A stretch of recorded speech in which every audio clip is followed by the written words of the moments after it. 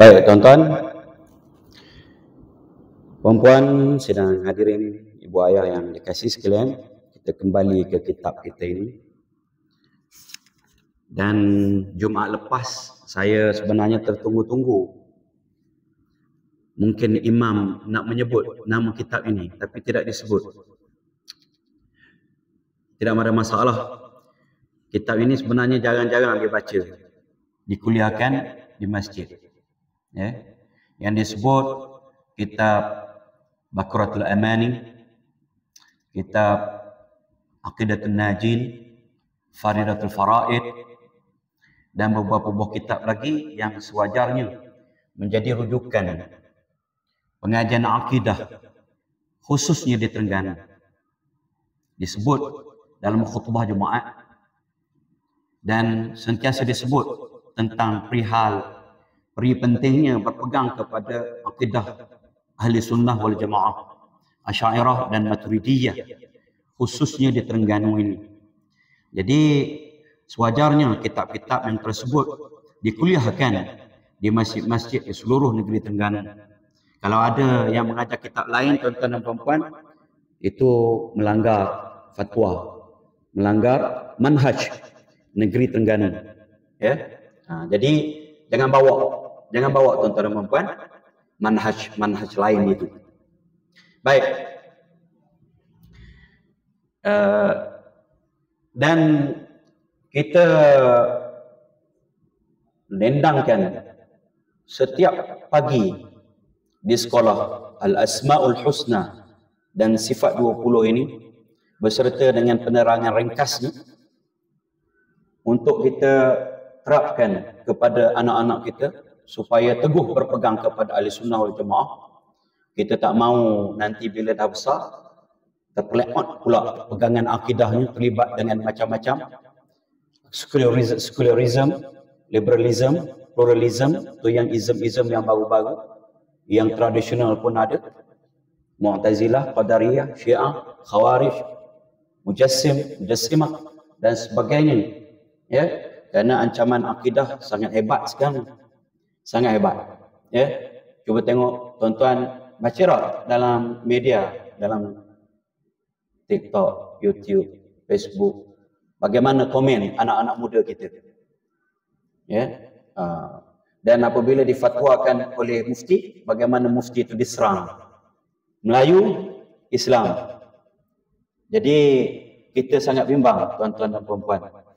Orang yang ada asas pun boleh terpeleset, tergelincir pegangan akidah ini.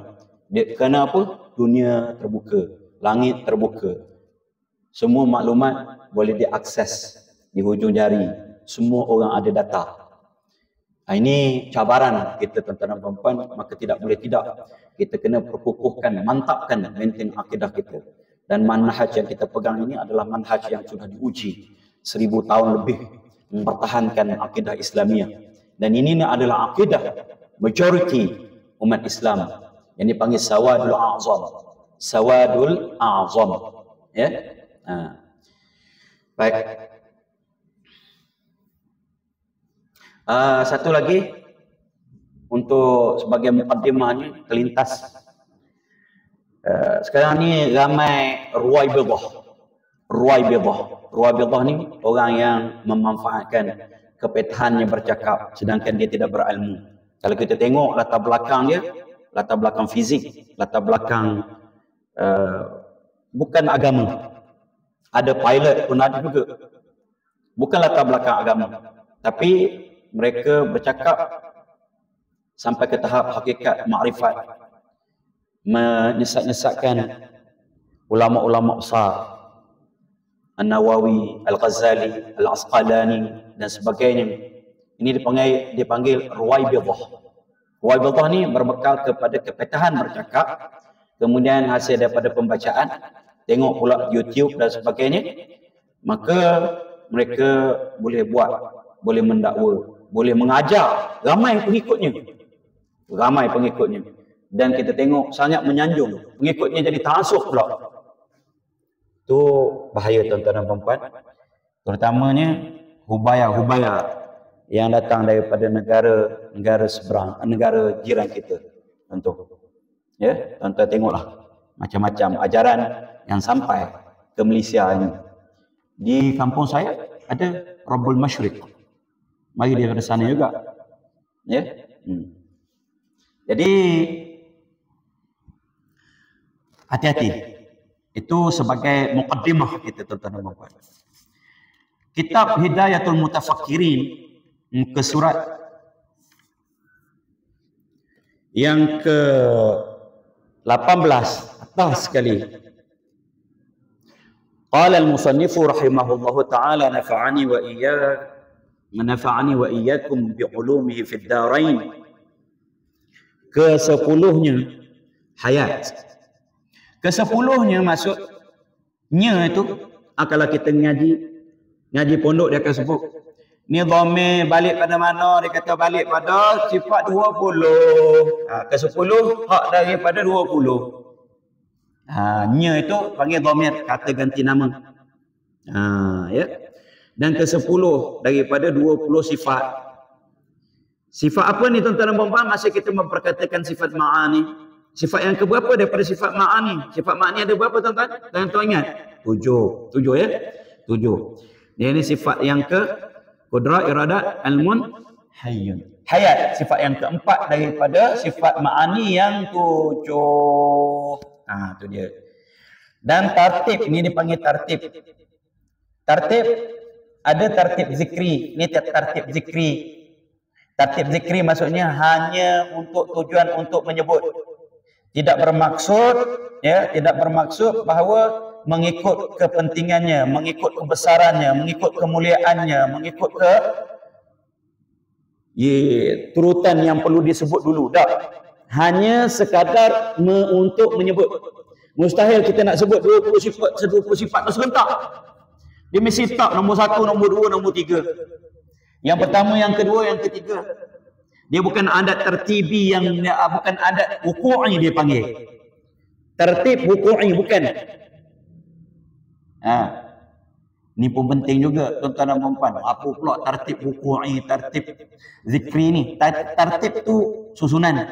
Zikri tu semata-mata digunakan untuk menyebut. Tidak ada makna itu yang lebih penting, ini yang kurang penting. Ya.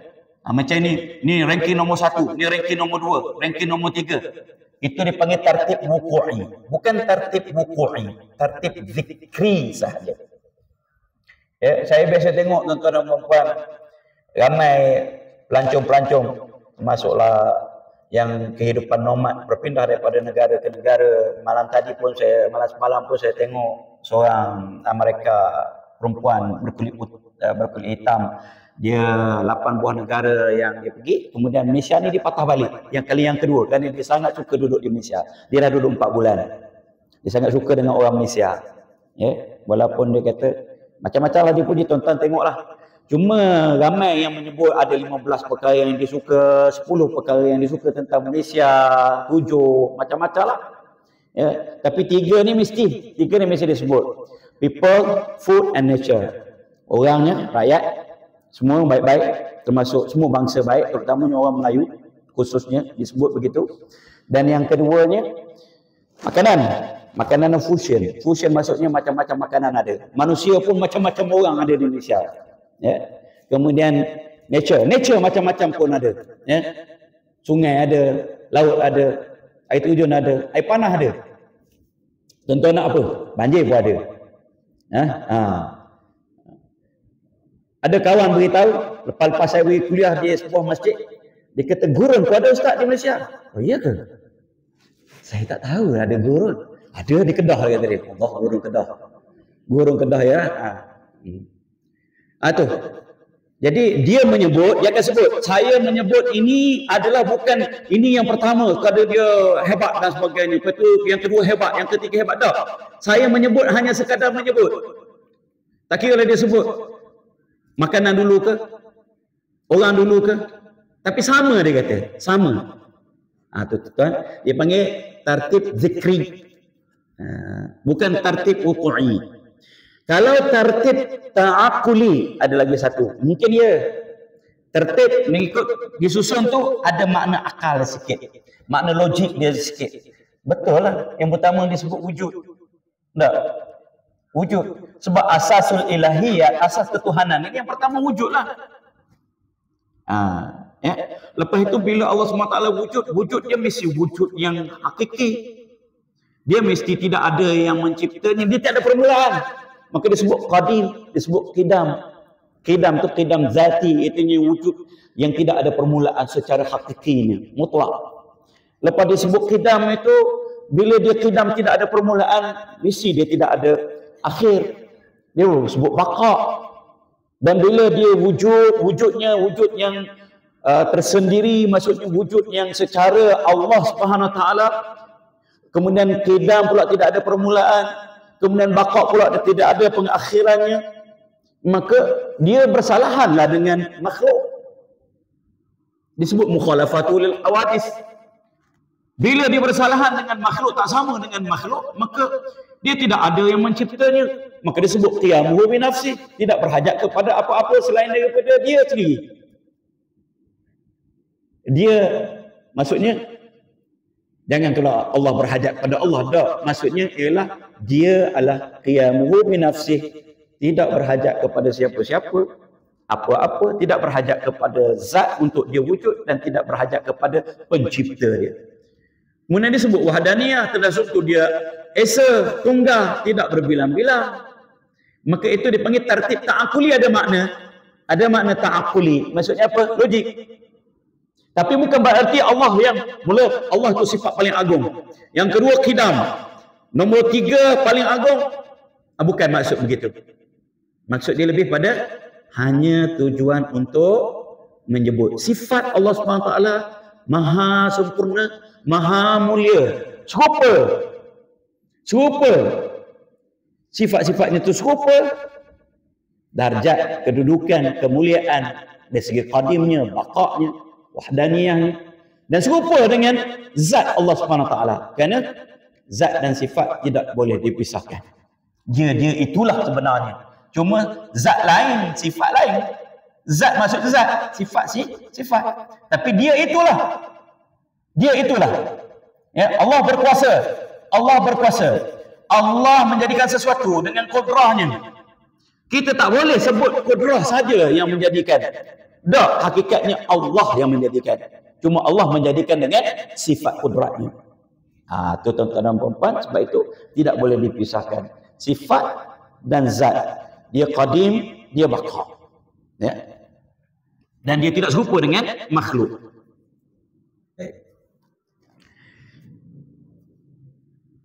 Artinya hidup Allah Ta'ala. Ya. Hidup Allah Ta'ala.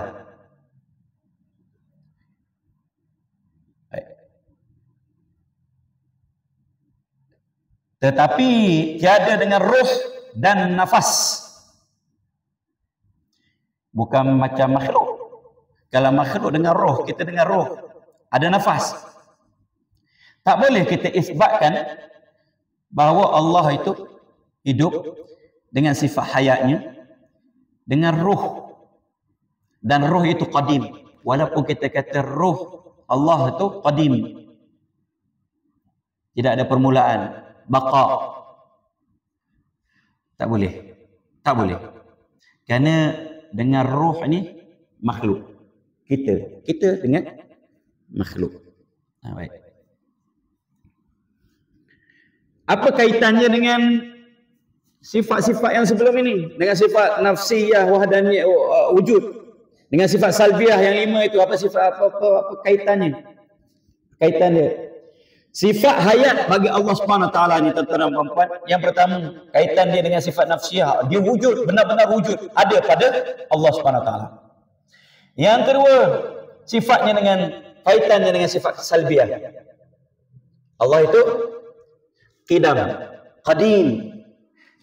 Hayat Allah Subhanahu Wa Taala qadim, tidak ada permulaan. Apa kaitannya dengan sifat baqa?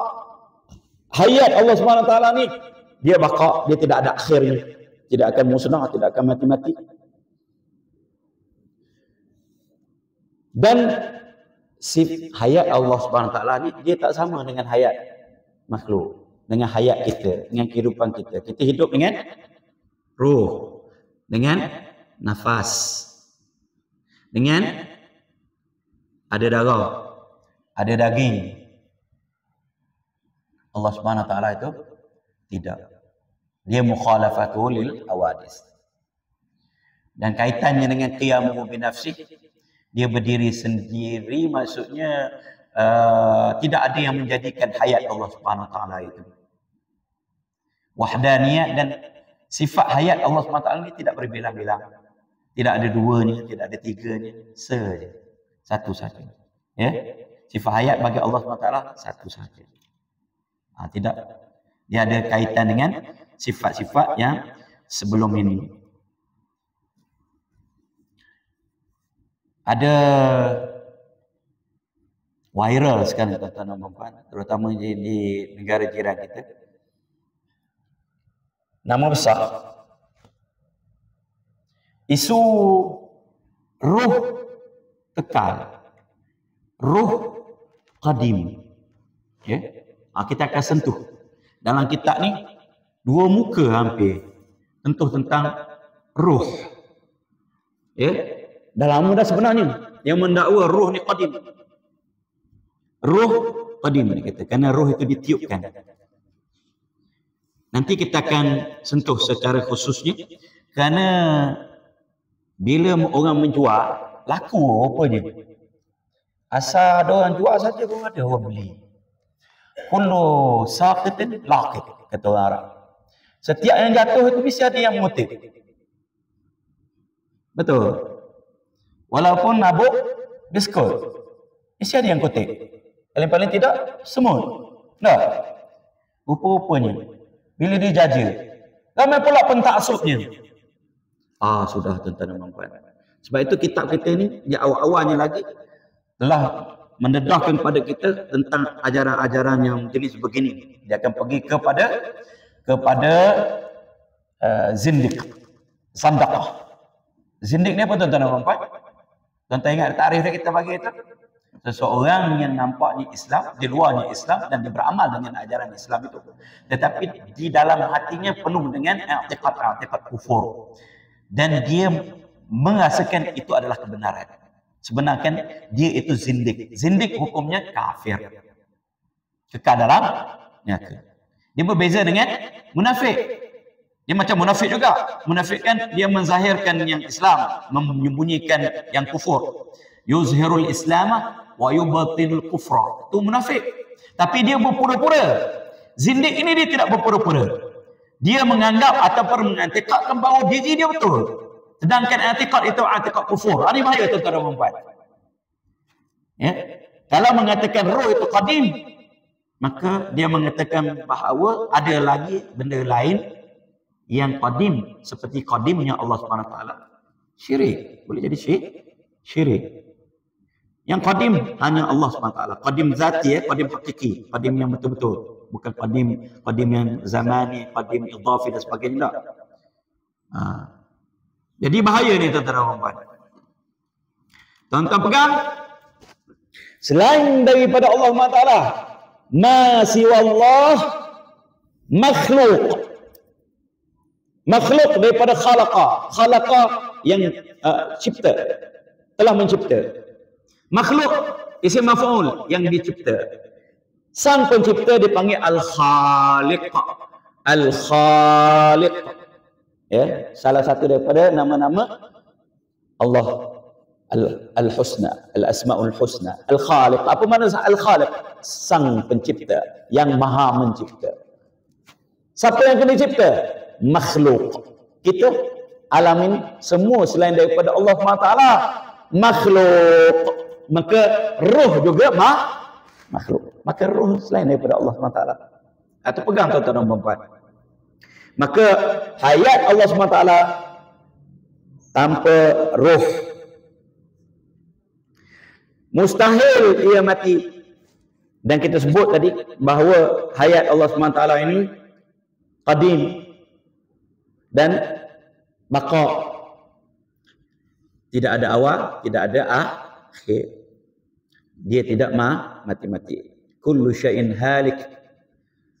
Kullu syai'in halikun illa wajhuh. Kecuali Allah Subhanahu wa taala. Dan qadim yang kita sebut dulu qadim aradhi, qadim mendatang. Nah, tuan-tuan ingat lagi qadim mendatang. Ada 10 dalam kitab Risalah Tauhid, ada 8 disebut dalam kitab Hasyatus Sawi 'alal Jalalain. Baik, ada itu tuan-tuan dan puan. Mustahil ia mati.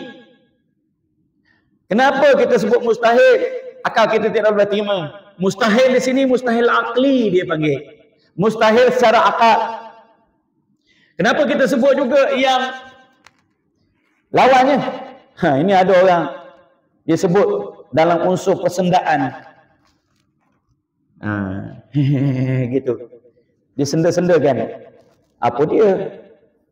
Lawan dia hayat, lawannya mati. Wujud lawannya tak ada. Dia senda-sendakan. Ini uslub Al-Quran, tuan-tuan dan puan. Uslub Al-Quran. Cuba tengok dalil kepada sifat ayat ni, dalil naqli.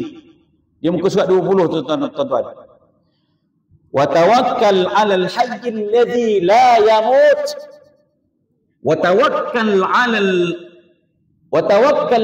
hayyil ladzi la yamut. Cuba tengok ayat ini tuan-tuan dan puan. Uslub Al-Quran. Hendaklah kamu bertawakal kepada yang hidup, yang maha hidup. Allazi la yamut, yang tidak mati. Nampak? Ini orang Arab kata al-asya'u la tattadihu illa bi abdadiha. Satu-satu perkara itu dia akan menjadi lebih jelas dengan lawan dia. Kalau nak terjemahkan harfinya, satu-satu perkara itu dia tidak akan menjadi lebih jelas kecuali dengan lawannya. Nah, penekanan. Kalau kita sebut macam mana contoh? Dia waras, bukan gila. Contoh. Ada. Dia punya penekanan dia tu. Menentukan waras tu bukannya perkataan lain lagi. Memang perkataan gila lah. Lawan pada gila. Bukannya waras bahasa Jawa apa dia? Sihat tau. Waras. Siapa orang Jawa sini? Waras. Beras. Satu lagi saya tak sebut, dia ada 3 yang popular tu. Nah, sihat tak? Ya kan? Waras kata. Kalau kita kata, kafari wak. Kita rehat-rehat tuan-tuan dengan serius sangat tak? Minum air tu. Saya tengok tuan-tuan di kuliah-kuliah mana di masjid yang kita mengajar sifat 20 semua serius belaka. Saya tanya beberapa kali pun tak jawab. Sebab sebenarnya kalau saya tanya tuan-tuan tak payah jawab pun tak apa sebenarnya. Saya tanya hanya retorik. Retorik ni mainan bahasa saja. Supaya nampak macam ada interaksi dengan pendengar Arab. Begitu je. Bukan nak memuji. Dah. Bismillah.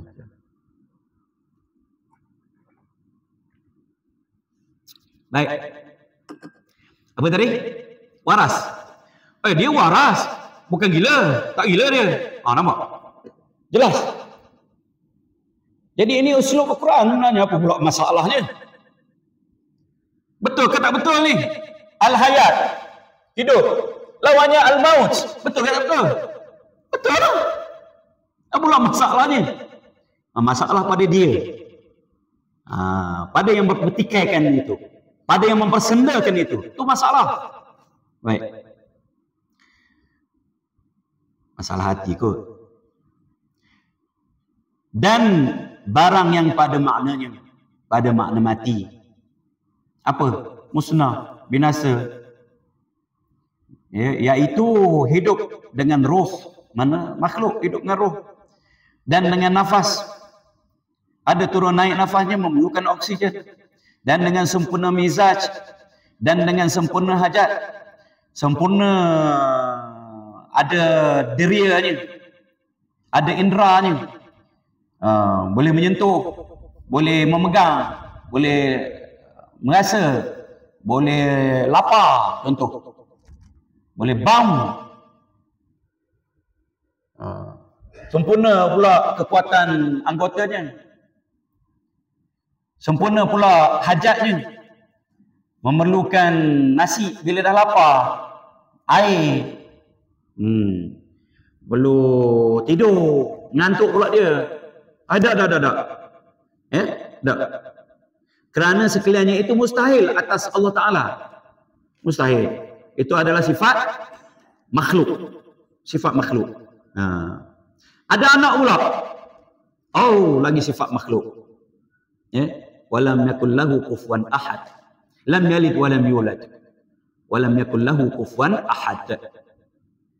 Ini sebenarnya disebut oleh seorang ulama juga, Ibn Hazm namanya. Dia bantah habis-habisan oleh Imam As-Sanusi. Dan ada pula timbul sekarang ni sehari dua ni terutamanya di negeri kita, di daerah kita ni, yang begitu. Dia tak faham konteks sebenarnya.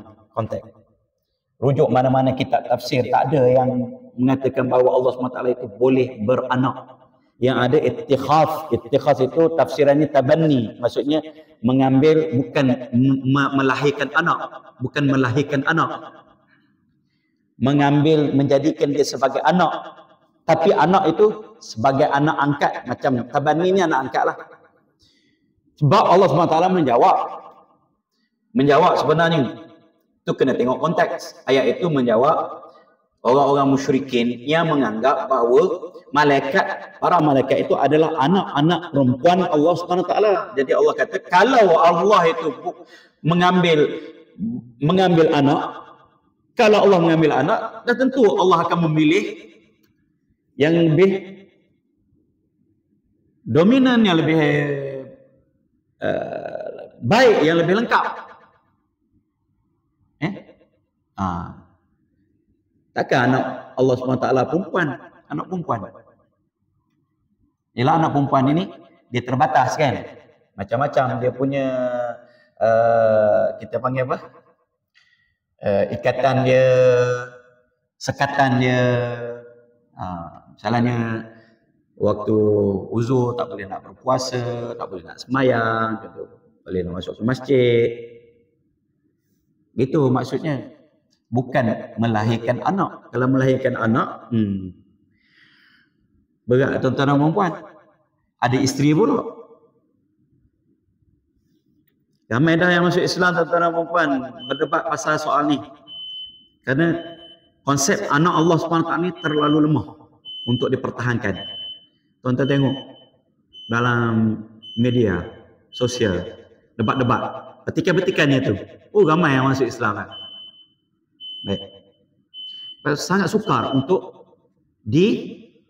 dipertahankan. Dan dia tak faham ta'aluk qudrah. Qudrah tidak tertakluk pada yang wajib dan tertakluk pada yang mustahil. Maka ada anak, Allah boleh memisahkan diri dia, dan qadim juga anak dia tu. Mana boleh? Bila ada anak, dah tentu anak tu baharu.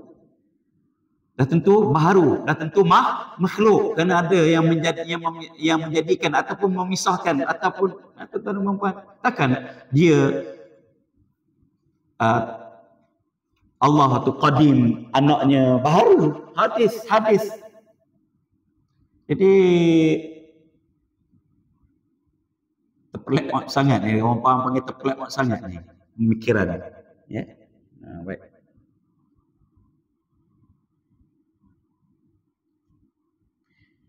Dan tiada ta'aluk ia dengan suatu dua pun. Ni kita dah sebut sikit ta'aluk. Nanti kita akan sebut secara mendalam. Ta'aluk itu kena kita kaitkan dengan ta'aluk-ta'aluk yang sebelum ini. Ta'aluk qudrah, ta'aluk iradat dan sebagainya. Kita berhenti situ. Nah, sebelum dia tergantung, ada 7 sifat ma'ani itu, semuanya ada ta'aluk. Semuanya ada ta'aluk. Yang tidak ada ta'aluk, sifat ini. 6 sajalah yang tak ada ta'aluk. Sifat ma'ani ada ta'aluk. Sifat ma'ani ada 7. Baik. 6-nya sahaja ada ta'aluk. Susah nak sebut. Namnya saja ada ta'alluq. Yang hayat ni dia tidak ada ta'alluq. Ta'alluq ni samaratus sifat, fungsi, kerja sifat itu.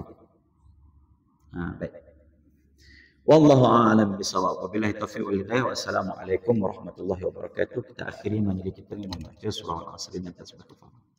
Bismillahirrahmanirrahim. Allahumma shalli ala al-insani lafi khusr illa alladhina amanu wa subhanakallahumma wa bihamdika asyhadu an la ilaha illa anta astaghfiruka wa atubu ilaik.